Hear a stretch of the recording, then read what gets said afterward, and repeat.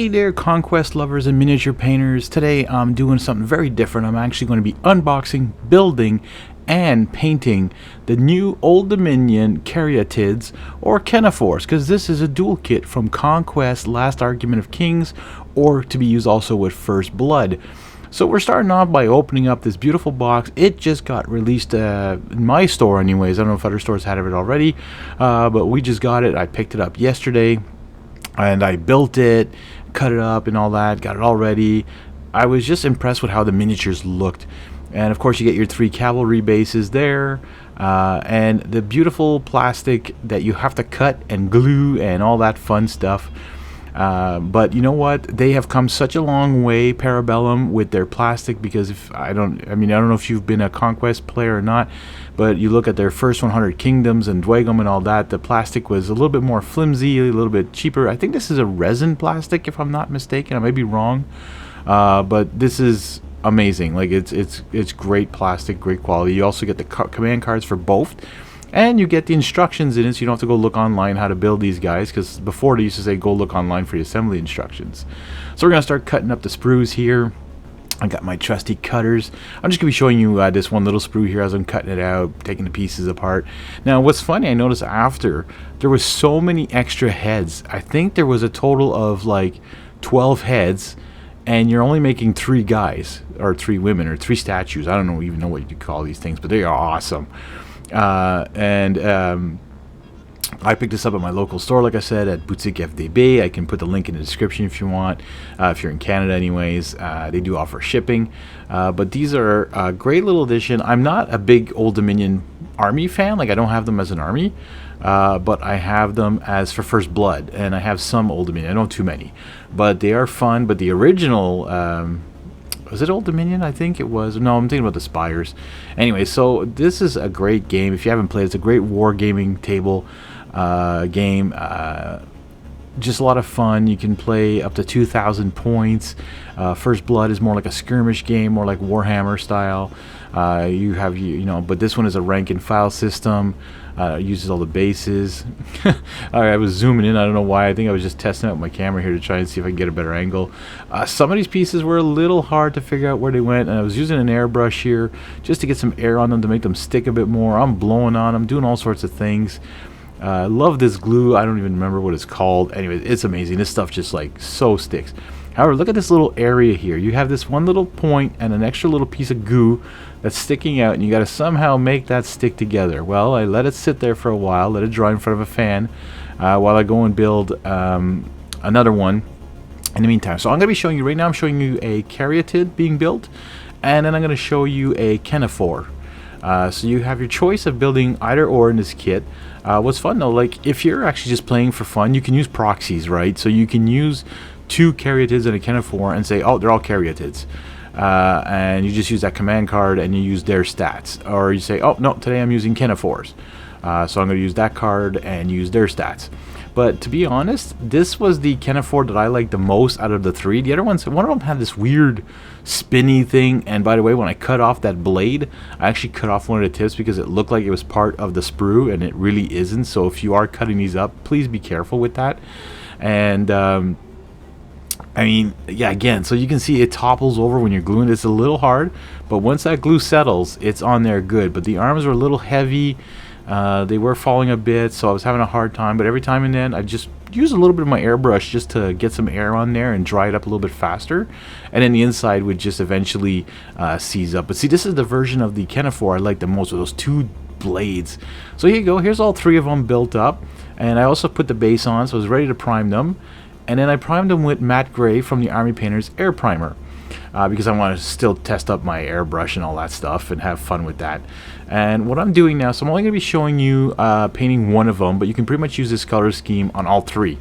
So I'm doing a Praxetti white dry brush on the stones at the bottom on my base there, as well as anywhere where there's going to be the black paint, like the black ooze or the black soul that's powering these statues, which is really awesome. Like, to me, these are just really cool miniatures, because the Old Dominion, a lot of it is like skeletons, and they look like the White Walkers from Game of Thrones a bit. They're legionnaires, they're old Roman empire that's dead or undead now. They come back, But this now I seem to be going towards this, like these spiritual things that are coming up and taking over statues and becoming like inanimate objects, so almost like a ghost kind of thing.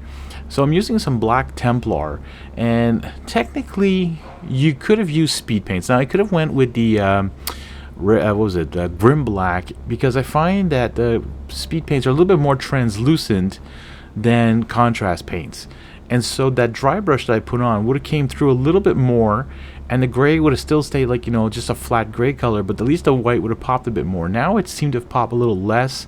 It's still sort of there. And I did try a dry brush of Praxetti white after on top of the black Templar. I also tried the black Legion. That was too dark, so thankfully with the Praxetti white it brought it back out. And then I did another dry brush, which I'll show you later what color I actually chose. I have seen some other images where people have used some purple in like this area here. I really want to stick to the artwork, which is showing a lot of black and a lot of like grayish bluish white as the ooze kind of like hits the light or whatever. And there's a lot of different areas, so you got to be careful. What is this? So I still don't know if it's ooze or if it's a shadow or what it is exactly. I didn't read too much on the lore of it. I'm not huge on lore. I might start getting into it more and start figuring out what's going on with all this, because it is very interesting, and it is a great game, by the way. And Parabellum, if you're watching this, I need a sponsor. I'd love to have a sponsor. Love to have a sponsor. That'd be great. Or Army Painter, yeah, you know, or Citadel. Anyone watching this, anyone big company out there, anyone who wants to sponsor. However, my viewers can sponsor me by sending me just a tip through Stream Elements. That link is in the description. You can also become a Patreon if you want, but that's a little bit more complicated. But anyways, so what I'm using is Stormfang Blue now. Actually, this is going to give a beautiful blue hint to all that black ooze, or whatever you want to call it, black slime, black ooze, black ghastly vapors. And then I'm actually putting a gloss varnish from the Army Painter on top of all of that, because I really wanted it to keep that shine, to keep that ghostly look to it, almost slimy look to it, but it just makes it pop and really makes it brighten up that model. And you want the focus almost to be just on this spectral ooze, you know, or whatever it is that you could call it. And so that glossy effect was just perfect for this. Now when I get to the statue part, technically I'll tell you what I could have done to maybe sped this whole thing up, because it is quite long. So Brain Matter Beige, now I'm putting us on all the stone parts of this statue. So technically I should have primed this entire miniature with the Brain Matter Beige spray can.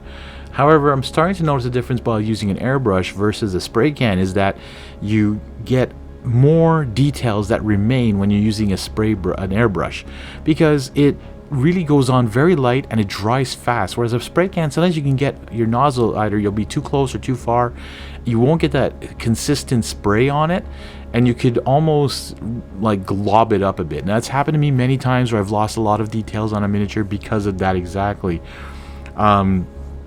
I learned from my errors on that. Of course, I'm a lot better with it, but still I want to make sure I kept a lot of these details on this one.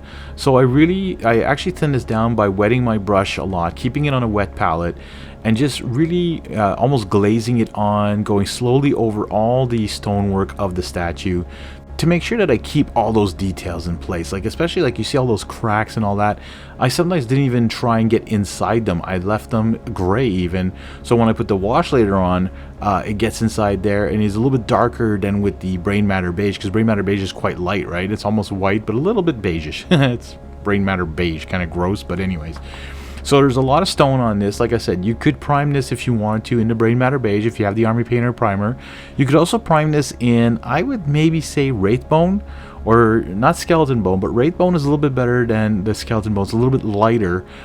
Skeleton Bone's got a little bit more yellowish, I'd say, to it. You could also use Gray Seer, but then again you're back in the gray, so you're back in the colder area. You could use contrast paints on the entire thing, but then you're thinking, okay, do I use Apothecary White? What do I put as a base and all that? If you want that purple hue, okay, so if you painted it all in black maybe, and you did a dry brush or underpainting of white, or a heavy zenithal highlight from the top, you know, there's a whole many techniques you could use on this miniature, but this is how I'm painting it. And like I said, this is a brand new miniature that just got released in stores from Parabella War Games. It is for Conquest Last Argument of Kings. Amazing tabletop war game.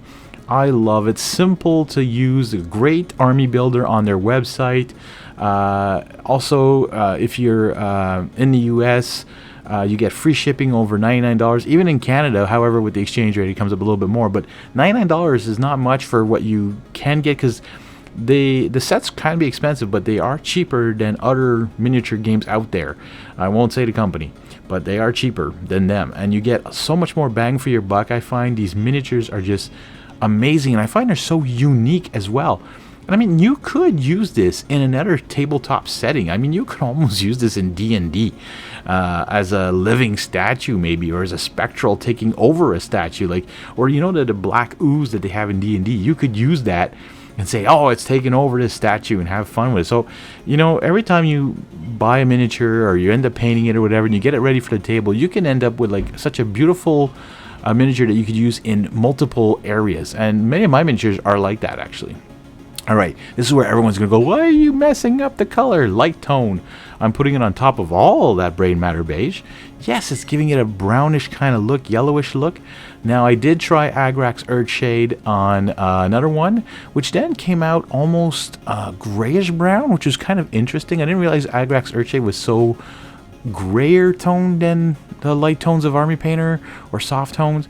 But this is the color I actually wanted for the cracks and all that. Now, some people out there would have probably told me, hey, why didn't you just get inside the cracks with this and then let it be?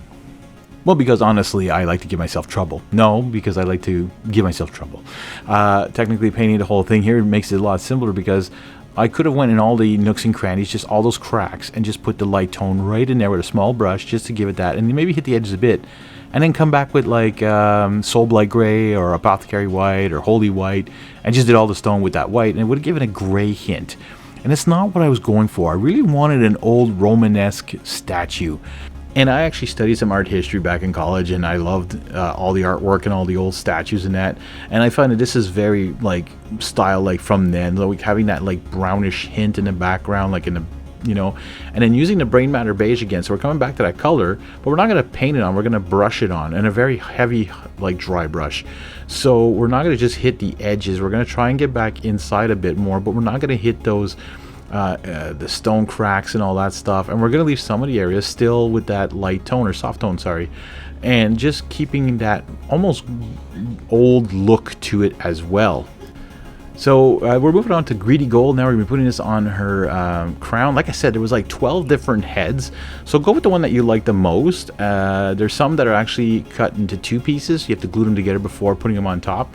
I used 3 of them that I found were the coolest looking. One of them actually resembles the Karyatid that's in the card artwork on the background there, with that huge, like, almost looks like an Egyptian hat on it, which is kind of interesting. So I'm assuming maybe during Alexander the Great's like escapades through Egypt and all that, he ended up getting one of those statues or whatever. Anyways, I just find it cool.